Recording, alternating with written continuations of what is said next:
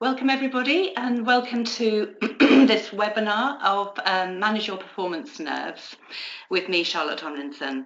Just to clarify how this all works, you can't see me, but you should be able to see the PowerPoint presentation on the screen as it goes along. You can hear me, but I can't hear you. So if you'd like to ask a question, you can type it into the question box that you should see on your screen, and I'll answer as many as I can at the end. So, let's start. Excuse me, clearing my throat. What I've discovered through all my work with musicians around the topic of performance nerves is that everybody has them to some degree or another. Students have them, amateurs have them, and also seasoned, experienced professionals have them. Even musicians who seem totally bulletproof have their own fragilities. And it's been a taboo topic for so long, as if by talking about it for some reason we're showing some abnormal weakness which makes us lesser musicians, but it's so normal and so common. I think what all of us need to know as musicians is how we respond to the challenge of performing as individuals. We need to learn how to manage our own individual nerves so that they work for us rather than against us.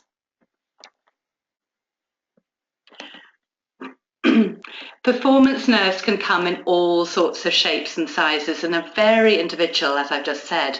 Some people suffer terribly, a bit like this wonderful painting, with horrible physical symptoms such as wanting to throw up before they go on stage. And you hear stories of musicians having to be pushed onto the concert platform. The pianist Horowitz actually took a 12-year break from giving concerts because he found it too stressful to carry on. When I give this talk in front of an audience, it's at this point that I actually ask who suffers from performance nerves, and people will tentatively put their hands up. Then they'll look around at all their fellow students or colleagues and be rather surprised at how many of them are owning up to having nerves. Mostly the nerves they experience are unpleasant but not catastrophic, and interestingly, the physical response will often connect with the instrument played.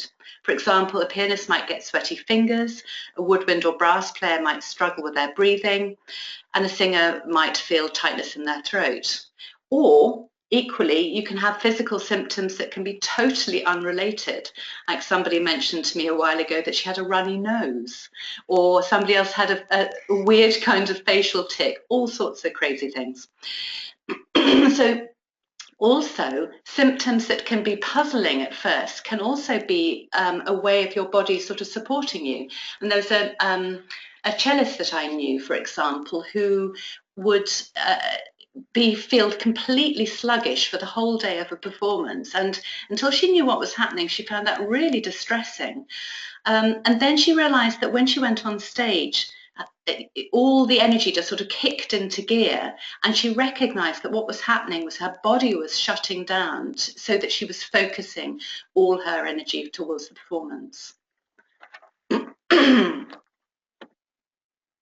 So this talk will cover looking after yourself on a practical level, different types of preparation, and managing and enjoying the performance itself.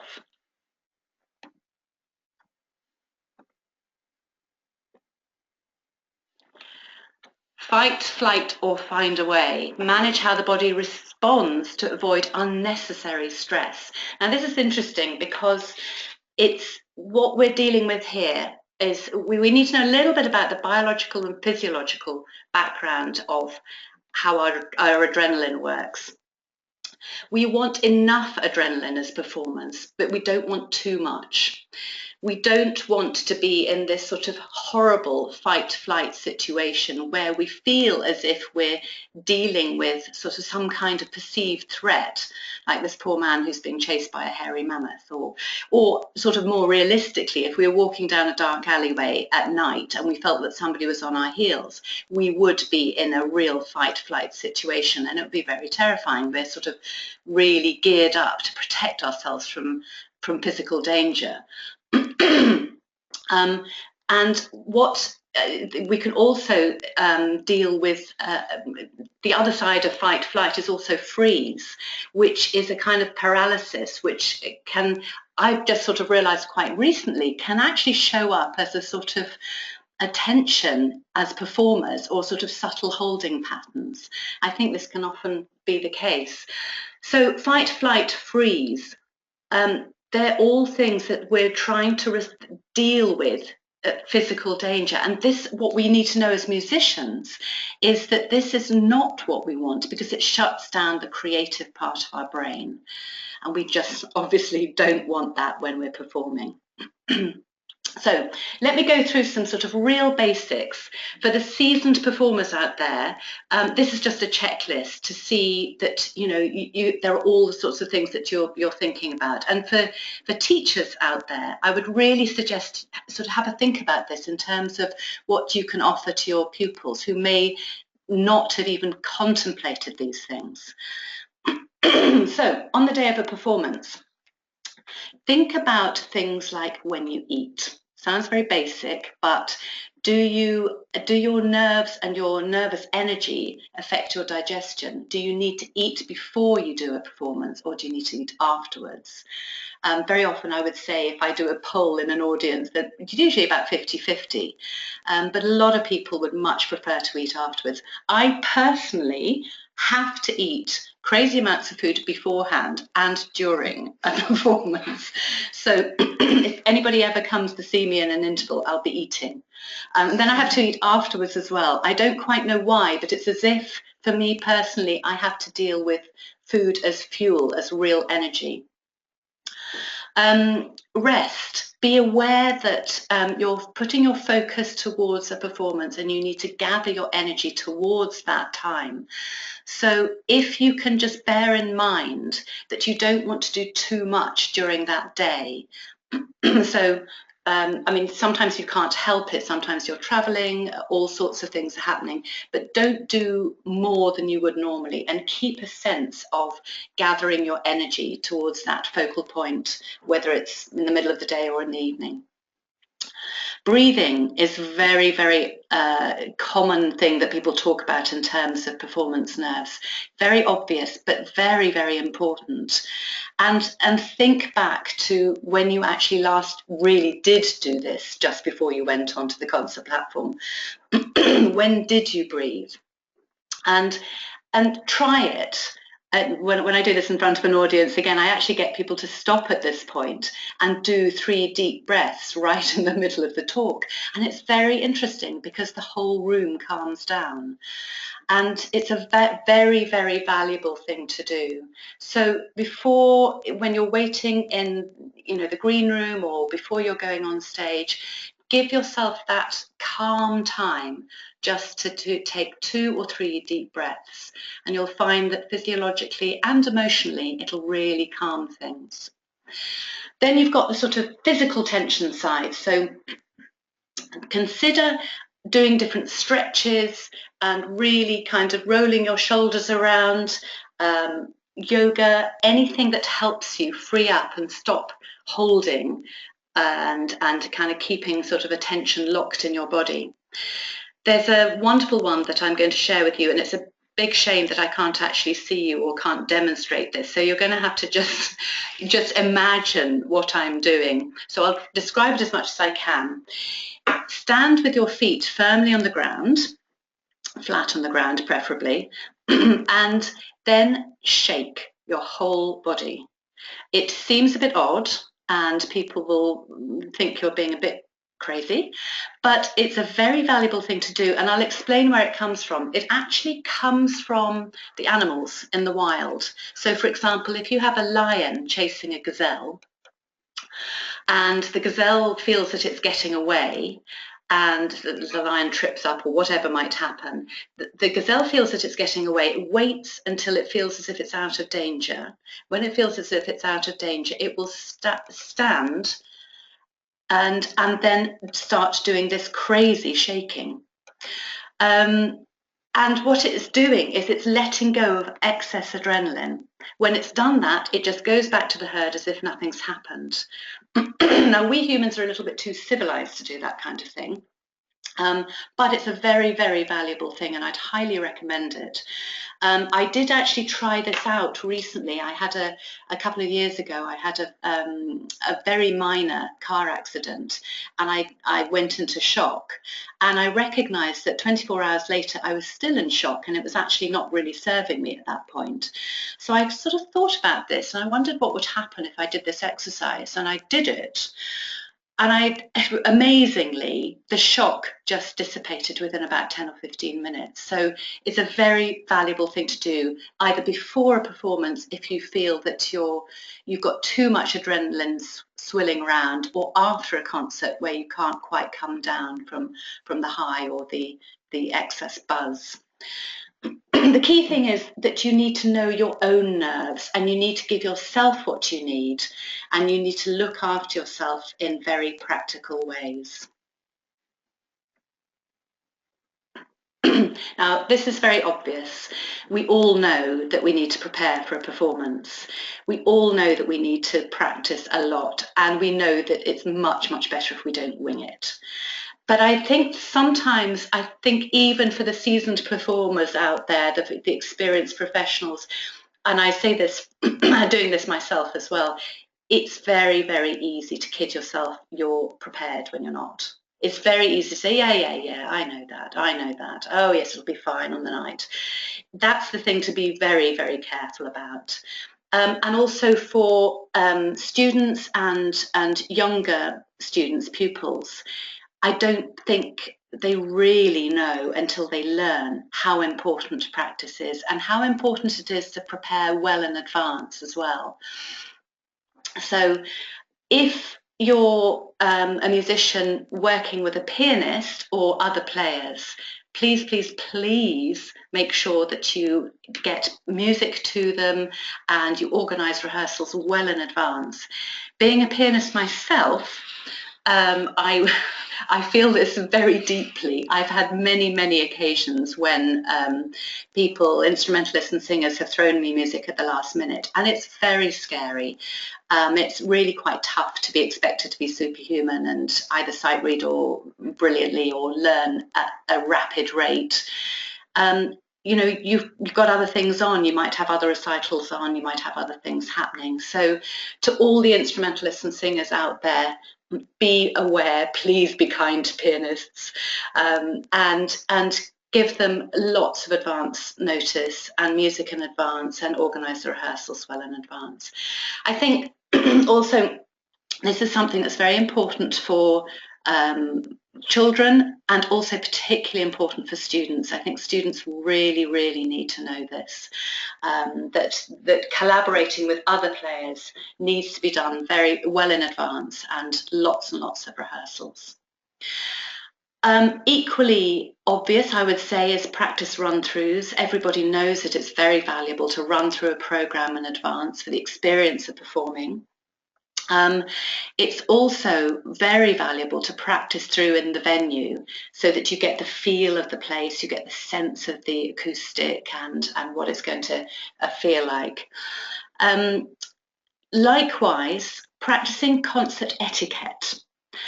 Concert etiquette, this is an interesting one, because I remember being a student and not actually being taught that. You know, you just sort of wandered onto the stage and you kind of smiled a bit and, you know, looked as if you were quite interested in performing and hope for the best. I then remember going out to Banff Centre in Canada, where I was lucky enough to spend a year studying. And one of the things that we did was we had an entire afternoon dedicated to concert etiquette. And it was absolutely fascinating, because I had no idea how awkward I looked when I walked on stage. And you learn in the same way that you learn to project musically, you actually learn how you come across physically as a human being, as a musician on stage, and how important that is. Because not only do you want to look good and look comfortable and look confident, but you also want to reassure the audience. We'll talk about this a little bit later. But it's very important, and I think, again, you know, experienced professionals usually have got this sorted. But if you haven't, or you feel that you could do with a little bit of this brushing up, I'd really recommend it. And it just is a case of getting another couple of players or friends to just give you some feedback, and it's very, very helpful. Pupils, students, it's absolutely essential to do this. When I ran a chamber music course a number of years ago, and there were 4 of us coaches in there, and we always had a dress rehearsal on the day of the concert, and this was literally to top and tail with the chamber groups and do concert etiquette. So we'd bring them on. We were pretty mean to them, poor things. I mean, they would come on and they would all look sort of rather miserable, and we say, right, off. I send them off and then say, now this is exactly what you do. We need to smile. And yes, they had to learn how to smile. It's a funny thing, but these things have to be learnt. And you have to be aware of this as being very important. So the students learnt how to bow together without looking uncomfortable, how to feel comfortable on stage, how to smile, how to just basically look as if they were having a good time. Now, the other thing I would say about this kind of preparation is, and this isn't talked about very much, but visualize the performance going well and practice visualizing. This is something that athletes do. All the sports crowd will do visualizing much more than we do as musicians, and it's such a valuable tool. So if you know where you're going to be doing the concert, that's an advantage. You can visualize yourself walking onto the concert platform, bowing, how you're going to feel, the audience, everything. And the great thing about it is you can visualize it going well. And this is what's really powerful. Not to be underestimated, this at all. And I tried this out with a student, and he took it. I told him about it a year before his final recital. This is a student at Oxford, where I teach a lot of students there. And he took it to heart, and he actually practiced it on a regular basis, on and off, for a year, which I've never known anybody do this. It was wonderful. And when it actually came to his final recital, he really had it sorted. He walked on with this confidence, he was calm, he was relaxed, and he did a really, really good job. So the value in visualizing is that you can see it going well, as I've just said, and you can also use it as a tool to see where you are in your preparation. So if you're visualizing a performance and you're going, I don't like this, oh no, I don't know that bit, oh no, help, help, then you know that you've got some work to do. And you can use it as a very valuable tool. Okay.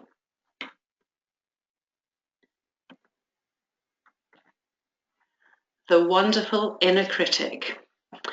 So this is where we talk a little bit more about practice and what we can do and how the inner critic can really, really impact nerves. So what we do, how we think, and our inner dialogue in our practice impacts the way we perform. Judgment and criticism is the perfect feeding ground for out of control performance nerves.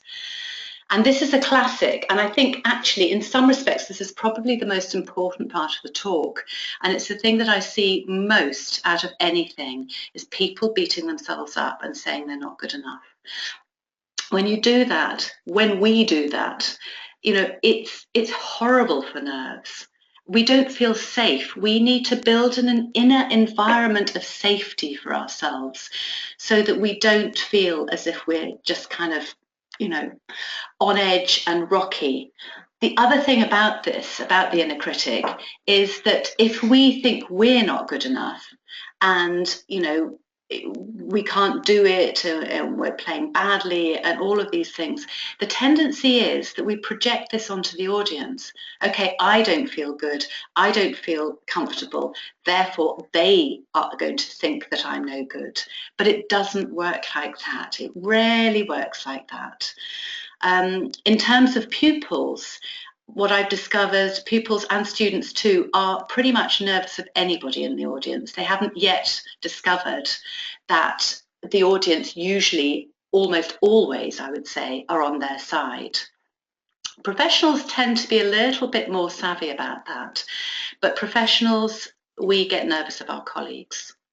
So this is another whole area that I can't really go into in great detail, but it's worth knowing that when you're working and collaborating with other professional musicians, to know that even if that person sitting next to you, working with you, seems completely bulletproof, they won't necessarily be, and that it's always good to be supportive in whatever way you possibly can be.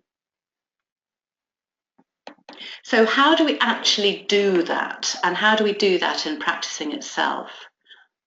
I've actually called it the inner critic on one side compared to the objective observer. So this is how the inner critic would deal with a passage that you've just messed up in practicing.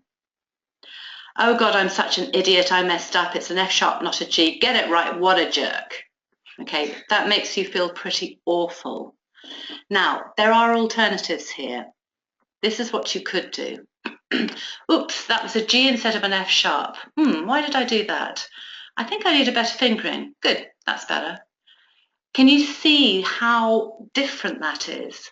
And how if we can actually be really alert to this, we can do an enormous amount to support ourselves in our nerves and making sure we don't have out of control nerves. So what we need to do is be alert, be aware of this, and start being non-judgmental. And this leads me on to permission to make mistakes. It is okay to make mistakes. It's allowed. We're not superhuman. So this is just a little jokey thing to clarify it. I, the artist, I, so-and-so, the artist, hereby acknowledge that on occasion it's completely normal, human, expected that mistakes occur. And when they happen, I will not spend an exorbitant amount of time beating myself up over them. I understand that I have full permission to make mistakes on a regular basis in order to grow and develop as a musician. So yes, it is important, and I think that it's important to have that freedom so that when you're practicing, mistakes are part of the normal learning process. In performance, they just happen. Live performance, anything can happen. And if you let yourself relax about that, the likelihood is you probably won't make as many mistakes as you imagine you will anyway. So what is interesting about this is when I've said all of this to people about making mistakes, people say to me, well, hang on a second, yes, it's all very well to talk about making mistakes, but I don't want sloppy standards. I don't want to be a bad player. But this isn't the point. This really isn't the point. And to clarify this, I'm going to show you something that I came up with, which is what I call perfection versus excellence. So this is really, we all want high standards as musicians, but it's how we get to those high standards that's important. There is one way, which I think is an inner critic way, it's a bullying way, it's harsh, it's judgmental. And there's another way which is much kinder, and both go to the same point. And I will show you the difference between the two. So let's look at perfection first. Perfection is impossible. What is perfection? There is no such thing, really. Excellence is always possible. Perfection is driving yourself towards an unattainable goal and never being satisfied. Excellence is working towards your own personal best with flexibility and freedom. There's a big difference in that. We want to work to our own personal best, but with the space to not beat ourselves up. Perfection is constant striving. It doesn't matter if you don't feel good. Now, the classic example of this is, I've got a performance in 3 days' time. I'm going to practice 8 hours a day. I feel exhausted. I'm getting a cold. I'm very tired. I actually want to stop, but I don't care. I'm going to go on because I've got to get this right. That's the kind of thing we want to avoid for obvious reasons. Excellence is an acceptance that you're fallible and that being fallible is essential for your emotional well-being and your playing. This is the thing. We are emotional human beings and we're expressing emotional music, so we need this openness. Perfection is unforgiving. Mistakes are bad. Excellence is the recognition that you can make mistakes to get to the high standards you're aiming for. Perfection is using cruelty or even bullying to get results. Excellence is the recognition that kindness is essential, and kindness allows space, openness, and freedom to truly express yourself. So, the performance itself, when you go out onto the concert platform, what you're doing is you're presenting yourself and you're saying to the audience, here I am, I'm about to share some music with you. And the audience, surprisingly, is actually probably a little bit more nervous than you are in some respects. I mean, you don't think about it like that, but the audience really want you to do a good job. You know that feeling when a little kid gets terribly nervous and shows their nerves and everybody feels absolutely terrified for them in the audience. It's actually horrible. The audience don't want that at all. So what I say is that the way to think about it is you're standing on the concert platform, whatever you feel like, just be confident, even if you have to fake it at that particular moment in time. Because what you're doing is you're feeding energy out to the audience. You're saying to the audience, it's okay, I'm in charge. The audience then go, oh, thank God for that. And they relax. Once the audience relaxes, they pass that back to you and say, we're relaxed now, it's okay. And so you then say, okay, that's fine, and now I can start. Now, this is obviously not conscious at all, but there's something that goes on similar to this on an energetic level, and it's worth being aware of it. So it's our job as performers to take responsibility for the performance. Smile. Sounds basic, but smile. Enjoy it. Smiling also gets endorphins going, so you feel better. Take time. Don't rush things. And if you love the music, this is fantastic. Think about the music and how much you love it and how much you're looking forward to playing it. If you don't love the music, and sometimes that happens, you need to find something else that gets you into a good feeling space. And this is really important because if you can be in a good feeling space, it helps calm excess adrenaline and excess nervous energy. So sometimes this can be, you might have to think about going for a beautiful walk in a lovely place on a sunny day. You might have to go right outside into a different environment in order that you find that good feeling place, and this will really help you get into the right space to play the music. See the audience on your side. Realize that they're friends. They're not people who are out there to judge you. I think this is terribly important. I'm going to be talking at the end of this about the interview series that I've just done called Beyond Stage Fright, where I've interviewed about 22 top professional musicians about how they manage performance stress. And the folk musicians that I interviewed on this occasion, one of them, Peggy Seeger, was so interesting in that she said every time she gives a performance, she's now 80 and she's still giving performances, every time she gives a performance, she goes out to talk to the audience for the 15 minutes beforehand. Oh yes, I had a tough time getting here, the traffic was awful, and chit chat. And that for her gives her the sense that she's creating a temporary community and that she's playing to friends. And that helps so much.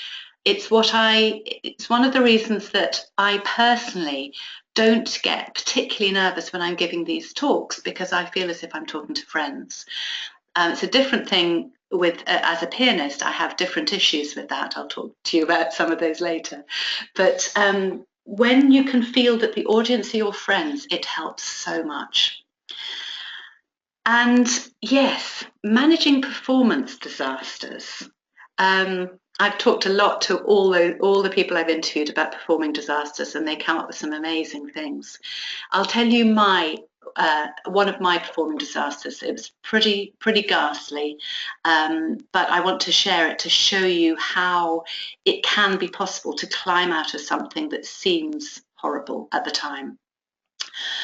Okay, so the scene was that I'd been asked to do. I'm a pianist, and I was asked to do a very simple, seemingly simple job, which was to play three hymns on an organ, or in fact, it was an electronic keyboard, for a funeral service right in the middle of the countryside for a very well-known person.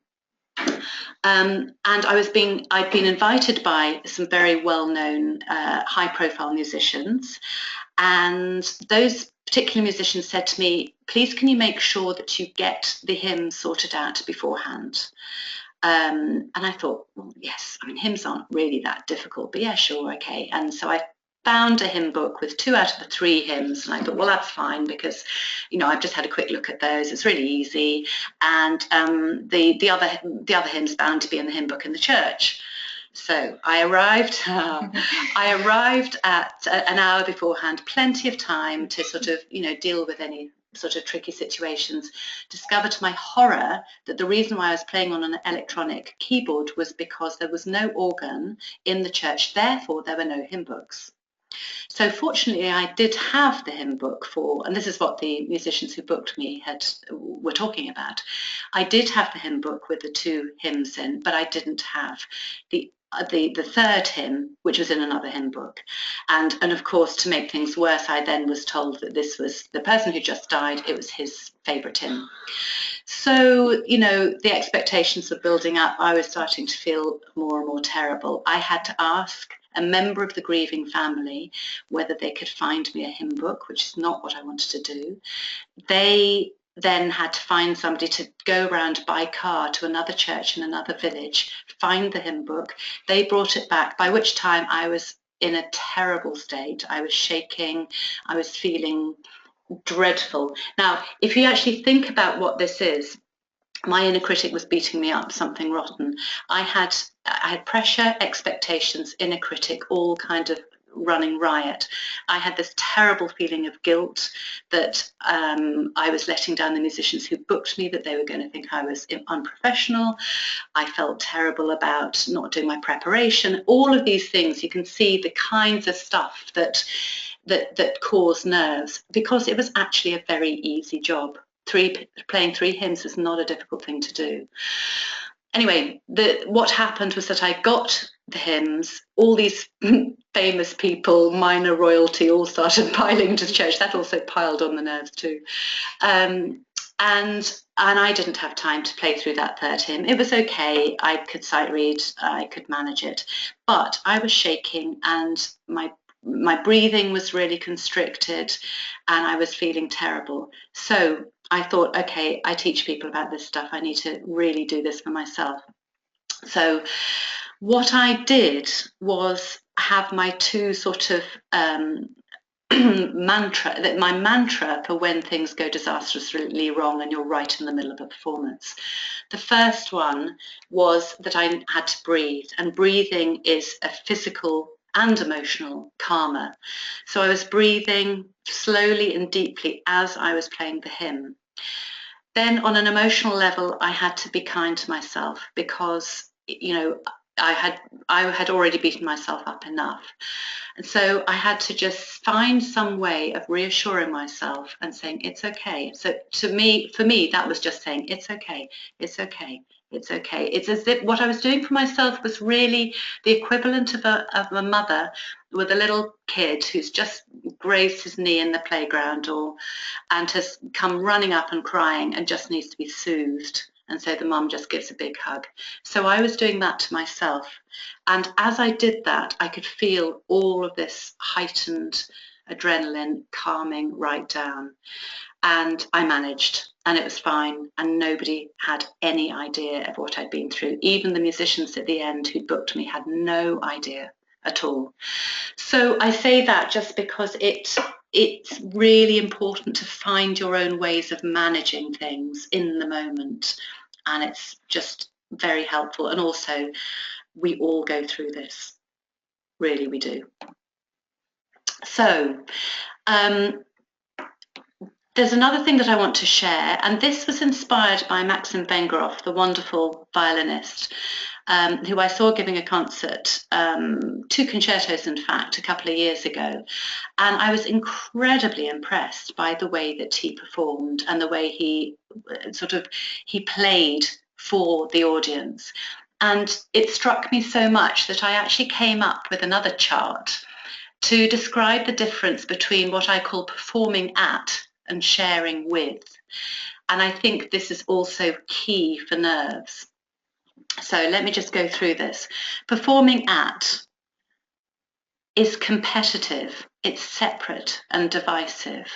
It's the person who stands up and goes, here I am, I'm brilliant, be impressed. Sharing with is inclusive. It's offering the music as a gift to the audience. It's what Peggy Seeger was doing by chatting to her friends in the audience, feeling that she was part of a community. Performing at is trying to impress. Look at me. Sharing with is I'm the vehicle for the music to reach the audience. I'm just a cog in a wheel. We've got the composer, the music, me, and the audience. There are a whole team of us here.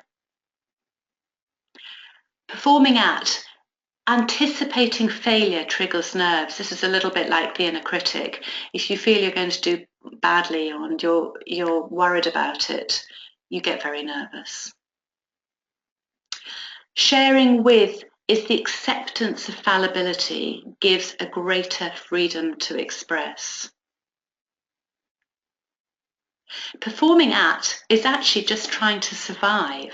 It goes back to sort of fight flight in some respects. We're trying to cope, we're trying to survive. Sharing with is thriving, which is what we're all aiming at. Thriving and in the flow. And when we're in the flow, that's supposed to be a demonstration of a happy musician. And basically and fundamentally, what we're all aiming for is to enjoy ourselves on the concert platform, enjoy playing music, find that wonderful space where it flows, where it's enjoyable, where we feel we're communicating, we're sharing. That's what we're all aiming at. So it's a case of finding ways to manage our adrenaline, manage our nerves so they don't get out of control, and that the nerves support us in getting to this position. So this is officially the end of the talk. And now what I'm going to do is I'm going to just talk to you about, I'm just going to put this up on the screen, useful addresses. So I'm going to go through this first, and then we'll talk about questions in a minute. So what I normally do is I normally do this talk as a prelude to a masterclass, and the masterclass is, I use that term because musicians understand what a masterclass is, although it's actually quite different. The way that I work with it is much more interactive than normal masterclasses are. And I do this on the topic of managing performance nerves. So in a normal setup, I'd be doing the talk, answering questions, and then we go into an hour's class or thereabouts. And this is where, people will actually play very little, in fact, but enough for me to just sort of find out what's going on and how do they feel, and just kind of zone in and help them actually get to a sort of a next stage and really deal with their nerves and feel happier performing. So that's a very, very brief summary of what I do. If you're interested in this, Kim from the ISM is very keen for you to contact her and let her know, because the ISM are happy to set this up. Or you can ask me direct by contacting me through my own website, which is down here. I've written a book. The book, Music from the Inside Out, is about all the things that get in the way of musicians performing at their peak. That's on my website, or if you want to book private sessions which are to do with nerves or performance-related injury, just go to my website as well. And to have access to free video interviews with top international musicians, and I can't tell you how excited I am about this, sign up to beyondstagefright.com before January the 29th. It's really fascinating. I'm so excited about it. These people have been amazing in what they've revealed and shared about how they manage performance nerves. And as I said, 1, 2, 3, I've got Evelyn Glennie, James Ennis, Tasman Little and Stephen Lissers. They're only 4 out of 22. I couldn't list them all down here, but they've just been amazing, absolutely amazing, so inspiring. So now what happens next is that we've got some time, we've got about 20 minutes in which you can ask questions and I can answer them. And the way that this will work is that because I think what happens is that I need to be quiet for about a minute or so whilst the box comes up with questions on it, and then I read the questions and then I'll read them out to you and answer them. So bear with me because we'll go quiet for about 30 seconds to a minute.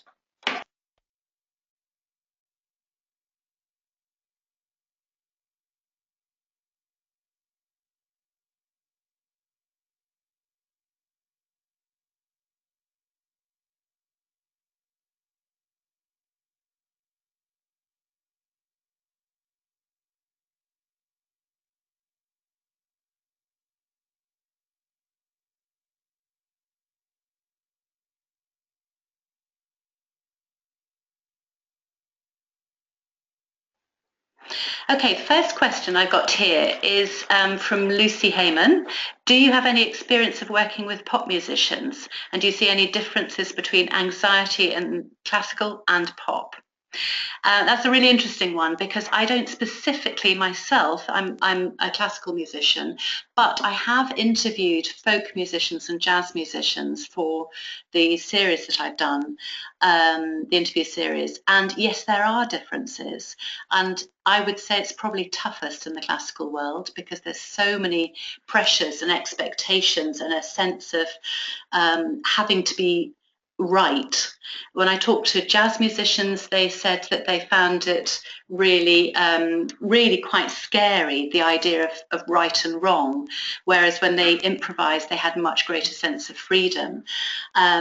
So that's my understanding as it stands at the moment, and also folk musicians again are more relaxed, and I think there might be some parallels between jazz, folk, and pop. Folk musicians, as I said, Peggy Seeger talks to people. There's a sense of chatting, working with the audience, communicating that I think classical musicians in a way need to do more of so that we can help ourselves make it feel more relaxed. Are there any good books or research papers you can recommend? Crikey, yes. Well, there are some people in the States who've written about this. There's Eric Meisel, who's written a book on performance anxiety. And now who else has said? There's Don Green has written about performance anxiety. There are 3 guys in the States particularly. Noah Kageyama hasn't actually written a book, but he has a website called The Bulletproof Musician.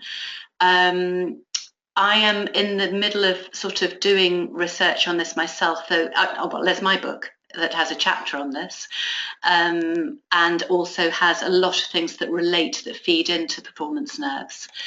What else? I would say, even though I'm blowing my own trumpet at this, I would say, please go to the interview series because it's utterly riveting and you'll get a lot out of that.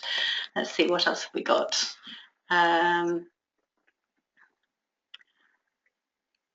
Okay, so I thought I did all the things you talked of, but still, literally 30 seconds before I had to play a solo, my mouth dried up, the bad thoughts suddenly appeared, and bang, I had to play right on the edge. What do I do? This is Gary. Oh God, I really, really understand. Yes, it's tough. And I think things like this have to be dealt with in two different ways. If you remember in the talk, what I was talking about was building in the objective observer to your practice. That's the long term sort of way of dealing with things, so that you build it in over days, weeks, months, and years. So this becomes normal, that you're not beating yourself up the whole time. Then so hopefully this will deal with at least some of the bad thoughts. And then when you're actually sort of there doing it, it's kind of, managing in the moment in the way that I sort of expressed with my story about breathing and reassurance. So those are the things that I can say right now at the moment, but it's not a quick fix. It's not something that will just disappear as a result of listening to these things. You do have to practice. You have to practice your assurance on stage. You have to practice all the things that I've been going through. I'm a singer and have started to do performances off copy. When I get nervous on stage, my mind goes blank, and it's this memory failure I get nervous about. Any tips? And that's from Sarah. Yes, this is something I'm actually going to start bringing into this talk, and that's the whole issue of memory, because it really it causes so many issues for people. And a lot of the people that I've interviewed, they talk about this quite a lot, and they talk about memory being some of their greatest anxiety. Stephen Isserlis said this. He just said that's where his nerves come from, is memorizing.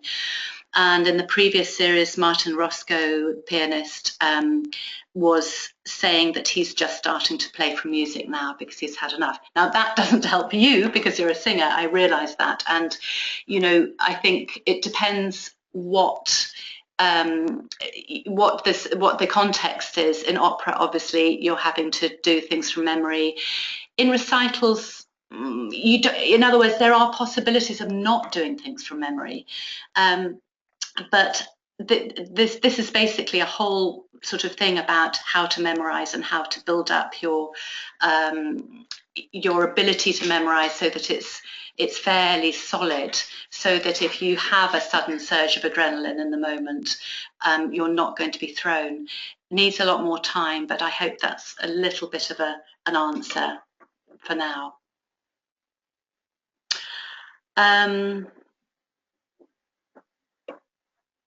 Okay, do you have any advice for how to deal with sudden adrenaline in the middle of performance as opposed to before? Yes, oh God. Yes, well, the things that I suggested, the breathing, if you can. Now I have discovered through talking to one of the horn players that I interviewed that if you're a wind player or a brass player and you feel that you've got short breath, which has come as a sort of sudden adrenaline surge, which can happen because obviously the adrenaline can really kick in and have all sorts of impacts physically. He suggested breathing out as much as you possibly can when you can, in order to give yourself the space to really take a deep breath. So I don't know whether you're an instrumentalist or a singer. Oh, hang on, do I? Yes, I do. I beg your pardon. Yes, you're a violinist. I didn't read that properly. As a violinist, in which case you probably can help yourself by breathing and finding the sort of right in the middle of phrases, at the ends of phrases, when you've got a few rests, sort of very slowly and calmly breathe. And the other thing to do is to feel your feet flat on the ground and feel as if you are, whether you're sitting or standing, feel as if you're kind of growing roots out of your feet. I know it sounds a bit strange, but something that really grounds you and makes you feel solid. But breathing is the most, definite one. Would you say something about drinking alcohol, probably slowing down reactions if consumed during the few hours preceding performance? Yeah, well, I would say that's very, very individual, and no two people are the same with that. Sometimes I know a pianist who swears by drinking half a glass of sherry before she performs. She says that does her wonders. But you know, if it slows down your reactions, then I wouldn't do it, because you'll feel uncomfortable. I think that's very personal. Oh yes, very good point. Can you say something about the cough you had today? Have you done a webinar before? No, I haven't. And the cough is, I think, something to do with nerves, probably. So I own up to that. I'm human, like everybody else. And also, I will also own up to the fact that just before, about 20 minutes before I started talking today, I had a very, very strange and unusual dizzy spell, which is, you know, I think about 4 years ago I had this sort of inner ear thing, and it suddenly came back. Now, you could say that's nerves, or you could say it's not nerves.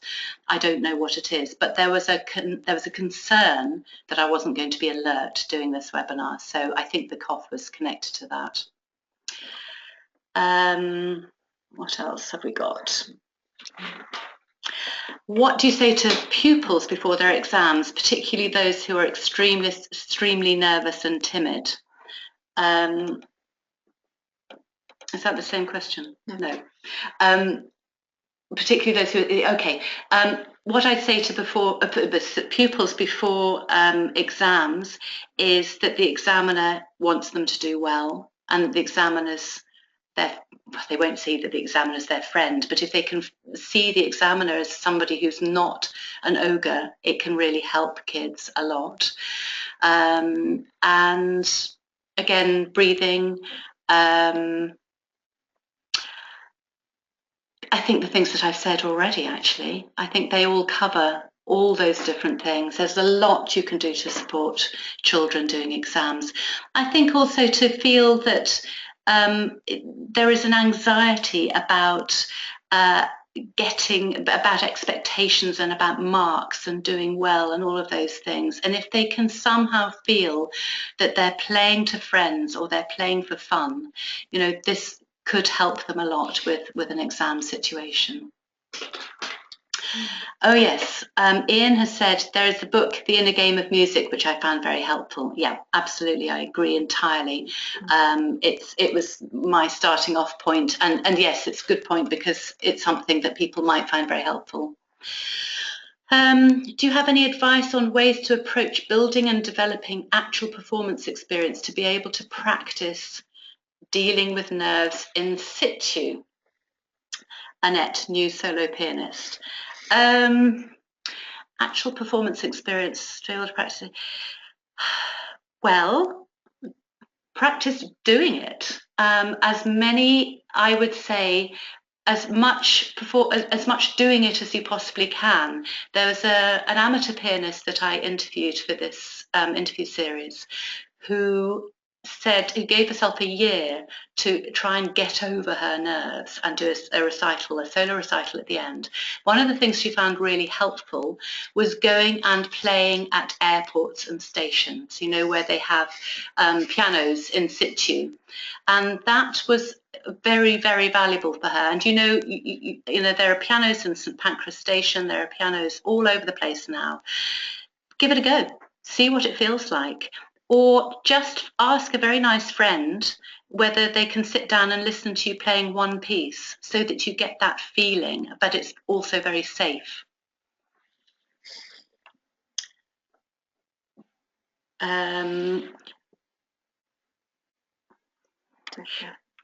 Okay, no, is that the same? I'm sorry, I'm just trying to work out the questions. The grey and the white, different questions. Okay. I'm a pianist. Would breathing with the music be helpful? In other words, should we breathe in and out at the end? At the end. Breathing's always fantastic for pianists. I'm a great advocate for that. So yes, just breathe. And when I'm encouraging pianists to breathe, what I suggest doing is just breathe regardless of phrases, because the thing you want to do is to breathe with the phrasing, but actually just breathe. just physically get your lungs working when you're playing, and that's a very, very good start. It starts freeing you up apart from anything else. And then after a while, it then becomes more natural and you find that you are breathing more naturally.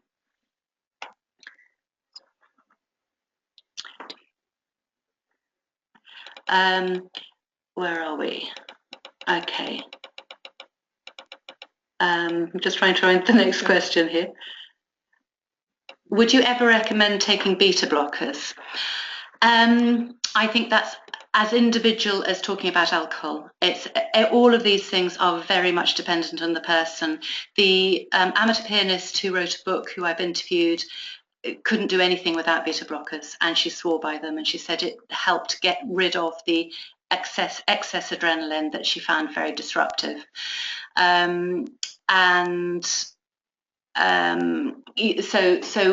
So she found that very helpful. Other people find it numbs them out.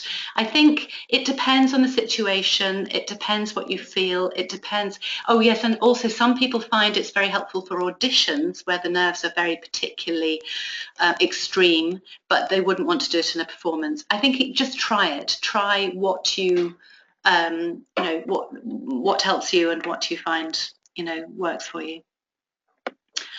Okay, I'm doing all the things you said, and it does help me stay calm for the first 30 seconds or less. Then everything just gets off track, starting by not feeling every inch of my limbs. My mind shuts down, and the whole piece will sound like I'm not prepared. I'm a pianist, by the way. Yes. Well, it's difficult. There are a lot of things there. It really needs much more personal attention. Because there are a whole load of things that I don't feel I can answer in 30 seconds. What can I say? Yes, Kim was just saying here, come to the masterclass. So I think I really would like to help you personally on that. Thank you, Rosemary. Well done for not telling us it was your first webinar at the beginning. Okay. Have you had an experience of using EFT energy psychology to calm nerves? EFT is emotional freedom technique. Again, it's a sort of tapping on different energy points over the body. Yes, some people find it very helpful. Some people don't. I think try it. If it works for you, do it. Okay, can you explain the fact that I get very nervous when playing the piano as an accompanist, but not at all nervous when conducting a choir? Yes, I can. It's absolutely terrifying being an accompanist. I've done it for many years. I think the demands are, again, it depends what that represents for you, obviously. I think there are, possibly you feel more in control when you're conducting a choir. Possibly you feel that you're the boss, therefore you can do what you want and people are going to listen to you. As an accompanist, you are really, you're following, you're having to be brilliant, but not necessarily to recognize that there are all sorts of things in that. But interestingly, I interviewed an international Mexican conductor, and she said that she didn't have nerves when she was conducting, but she did when she was a piano student at Manhattan School of Music. So I thought that was very interesting. No. Okay. What about in a professional audition when you're being judged and the end result is either getting the job or not? Yeah, I really, really understand that. And I would say, Rachel, that this is a case of a more extreme example. So you need to start with baby steps and build up to this. You could do the kind of quick fix things like taking a beta blocker, but try it out first to see whether that works for you. But you have to build up your own inner resources for quite some time to be able to manage those really highly critical situations. I do really understand it's very tough. There's some brilliant stuff in the interviews as well about how to manage auditions, so do check those out because they're very helpful from people who are on both sides of the audition panel. Do you think busking would help? Yeah, why not? And busking's fun. Anything that is fun, anything that is free, anything that's relaxed, um, anything that can support you is great.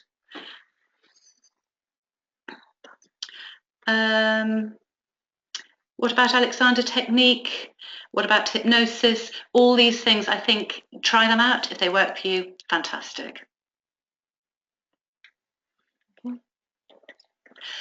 Okay, so I think that's basically coming to the end. Thank you so much for all your questions. They were really interesting. I wish I could actually meet you all in person and sit and chat about it, because it's such an amazing topic, and I'm so glad that people are starting to talk about it now.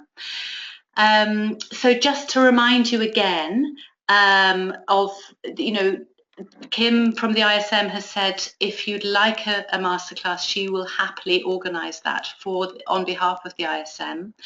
I am happy to organise one myself personally if you'd like that. My book will, you can add it to your resource pile if you would like to check that out.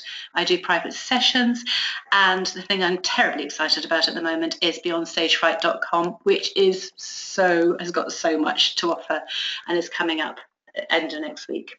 Thanks so much for listening. I hope you've enjoyed it.